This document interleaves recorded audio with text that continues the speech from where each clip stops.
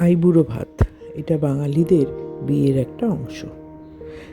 বিয়ে হয়ে যাওয়ার আগে ছেলে বা মেয়েকে যত্ন করে মার বাড়িতে যে শেষ খাওয়ানো হয়, এটা তারই একটা অংশ। এর আগে বিভিন্ন আত্মীয় স্বজন তাকে নিমন্ত্রণ করে এই আইবুড়ো ভাত খাওয়ায়।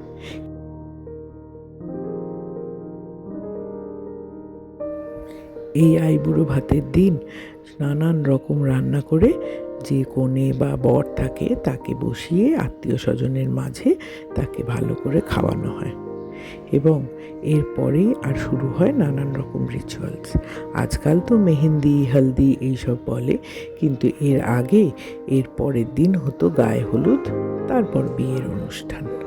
মা বাবা প্রাণ ভরে আশীর্বাদ করে মেয়েকে নতুন জীবনের জন্য প্রস্তুত করে এবং ভরা মনে চোখের জলে মেয়েকে একটু আদর করে নেয়।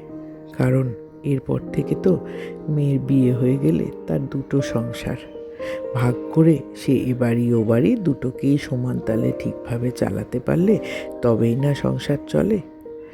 আপনারা থাকুন আর বিয়ের যে কনে তাকে আশীর্বাদ করুন। ভালো লাগলে সাবস্ক্রাইব করবেন।